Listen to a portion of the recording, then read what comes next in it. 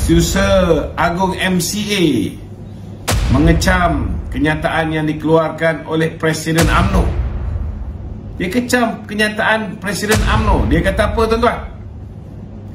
Dia kata biarlah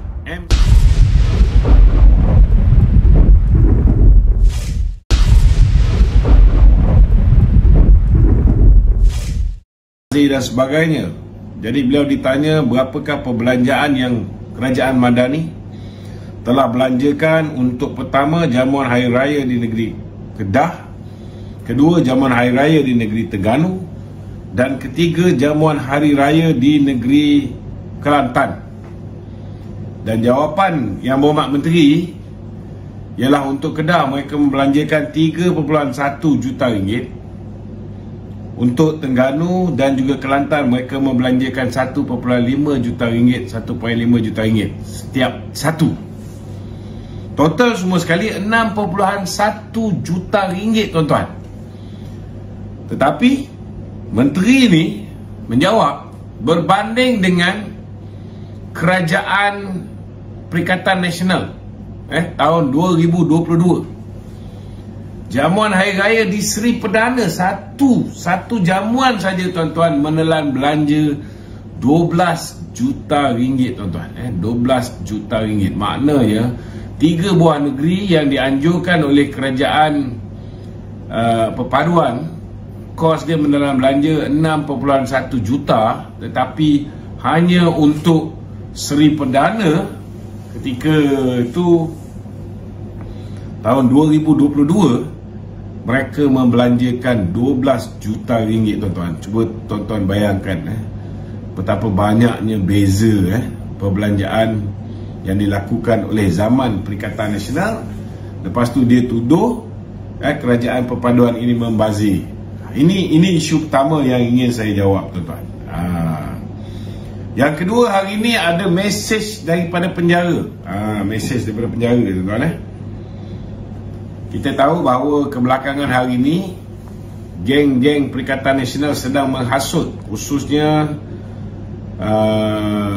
sahabat-sahabat ataupun penyokong-penyokong Datuk Seri Najib Tun Razak, supaya mereka ini berhijrah meninggalkan UMNO dan menyertai kerajaan ataupun menyertai Perikatan Nasional. Hari ini Datin Seri Rosmah Mansor, tuan-tuan, ada satu mesej daripada penjara. Ya, saya ada upload video ni di apa ni, di Facebook saya. Minta tolong tuan-tuan viralkan. Kita akan terus berusaha untuk mendapatkan keadilan terhadap Datuk Seri Najib. Dia salam kepada semua orang dan dia pesan kepada semua orang melalui saya, teruskanlah perjuangan untuk UMNO, insya-Allah. Jangan biarkan UMNO jatuh. Insya-Allah kita semua tanggungjawab kita semua untuk menjaga parti UMNO.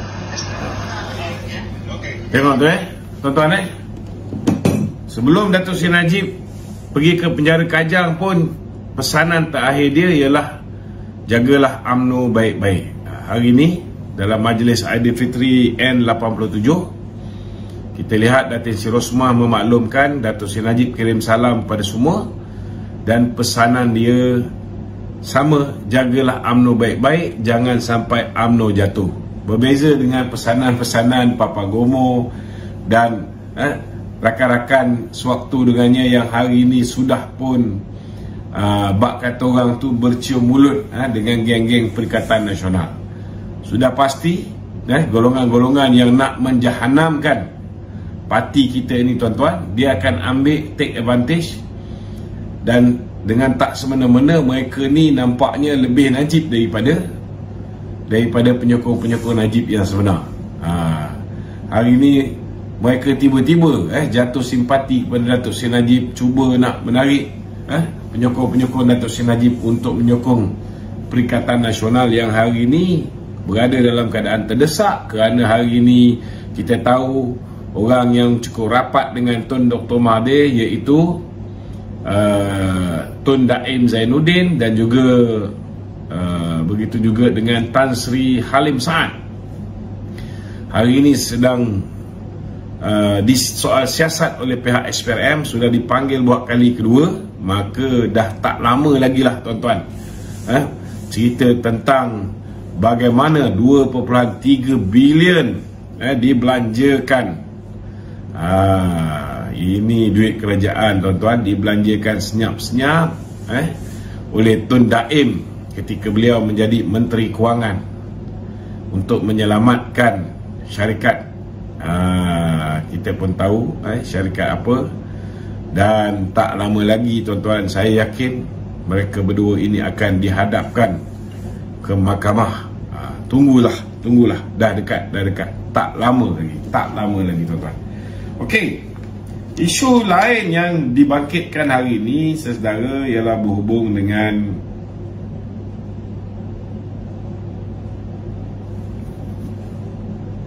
tentang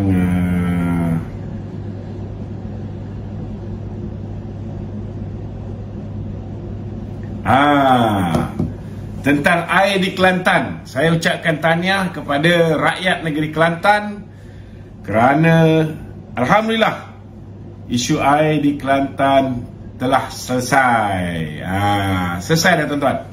Ianya selesai bila mana satu surat daripada air Kelantan telah pun tular, tuan-tuan. Surat daripada air Kelantan telah pun tular. Surat ini, saudara, menyelesaikan semua masalah air Kelantan, terutamanya masalah ahli lembaga pengarah. Kerana di dalam surat ini mereka mengisytiharkan, syarikat air Kelantan Sdn Bhd mengisytiharkan bahawa pemberian sagu hati Hari Raya Aidilfitri sebanyak RM10,000 seorang kepada semua ahli lembaga pengarah syarikat air Kelantan adalah dengan ini diluluskan. Kemudian bahawa pemberian sagu hati Hari Raya Aidilfitri sebanyak RM200 seorang kepada kaki tangan syarikat air Kelantan juga diluluskan. Ini tak apalah, kaki tangan dapat 200 je tuan-tuan.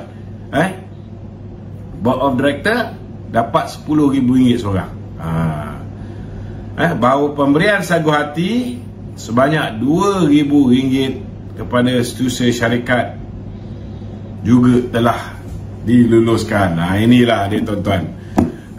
Inilah dia kerajaan negeri Kelantan, saudara. Jadi saya ucap tahniah kepada rakyat negeri Kelantan kerana masalah air di negeri Kelantan akhirnya selesai. Air apa yang selesai? Tuan-tuan fikirlah sendiri. Yang pasti masalah Board of Director selesai. Dapat seorang RM10,000.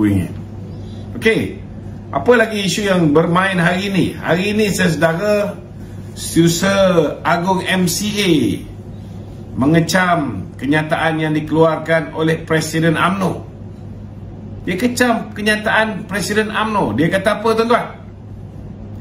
Dia kata biarlah MCA punya pemimpin ataupun Presiden MCA sendiri yang mengeluarkan kenyataan berkaitan MCA.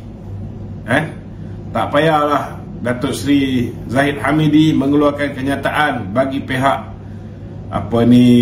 MCA. Saya nak beritahu tuan-tuan, adakah Datuk Seri Zahid mengeluarkan kenyataan bagi pihak MCA ataupun bagi pihak BN? Tidak. Kalau nak ikutkan, Datuk Seri Zahid memang boleh keluar kenyataan bagi pihak Barisan Nasional. Tapi apa kenyataan yang Datuk Zahid keluarkan yang menyebabkan manusia bernama Chong Sin Woon ataupun Setiausaha Agung MCA ni, saudara, merasa panas hati sangat? Kenyataan yang Datuk Seri Zahid keluarkan ialah dia menyeru supaya ahli-ahli UMNO menyokong calon Pakatan Harapan. Tiba-tiba dia sakit hati, tuan-tuan. Itu sebab saya cakap kemungkinan besar Chong Sin Woon ini fikir bahawa Wee Ka Siong menyokong Muhyiddin lagi. Memang kita tak nafikan bahawa Wee Ka Siong selepas pilihan raya umum yang ke-15 dia telah membuat satu kesilapan besar. Walaupun dia dah tanda tangan aku janji memberikan mandat kepada pengurusi Barisan Nasional untuk berunding dan membuat keputusan bagi pihak semua calon-calon ahli parlimen dengan siapa kita berpakat dan siapa kita nak angkat menjadi Perdana Menteri. Walaupun dia dah tanda tangan aku janji ini dan dia menandatangani perjanjian tidak pernah memberikan aku janji kepada orang lain ataupun SD kepada orang lain dan tidak akan memberikan SD kepada orang lain. Tapi nampak gayanya Chong Sin Woon ni tak sedar bahawa Presiden dia sendiri pun dah mengaku bahawa dia melakukan kesilapan dan Presiden dia sudah pun menarik balik SD yang diberikan kepada Muhyiddin Yassin untuk menjadi Perdana Menteri. Kalau dia tak tarik balik dengan kursi air hitam pun kita Siswa Agung BN boleh isytiharkan kosong kerana dia telah melanggar aku janji yang telah pun ditandatangani sebelum bertanding sebagai calon Barisan Nasional. Jadi sebenarnya Chong Sin Woon ni seolah-olah macam blur bahawa Presiden MCA baru-baru ini bukan hanya dia dalam Konvensyen Barisan Nasional mencadangkan supaya ahli-ahli MCA melupakan sengketa lama, malah dia berpantun. Pantun dia berbunyi, tuan-tuan, saya ingat ending dia kata dulu lawan sekarang kawan. Maknanya tuan-tuan, MCA pun dah suruh Chong Sin Woon dan rakan-rakan sekutu dia untuk berkawanlah dengan DAP, berkawan dengan Pakatan Harapan. Dulu kita kawan, sekarang kita dulu kita lawan, sekarang kita kawan. Tetapi heran kenapa Setiausaha Agung MCA ini tidak mampu untuk menghidupkan aspirasi Presiden dia. Presiden suruh berkawan, dia nak cari lawan. Bukan setakat itu, tuan-tuan. Mungkin Chong Sin Woon lupa ketika Datuk Seri Anwar Ibrahim nak diangkat menjadi Perdana Menteri, setelah akhirnya dia menarik balik SD yang diberikan kepada Muhyiddin Yassin, Datuk Seri Zahid, tuan-tuan, mewakili 30 orang MP telah menyatakan sokongan kepada Datuk Seri Anwar sebagai Perdana Menteri, dan Datuk Seri Anwar telah mengarahkan supaya undi percaya dibuat ke atas diri beliau sebagai Perdana Menteri, supaya tidak ada lagi orang kata cukup jumlah ni, tuan-tuan. Orang duk cakap ada cukup jumlah padahal dia tak ada cukup jumlah.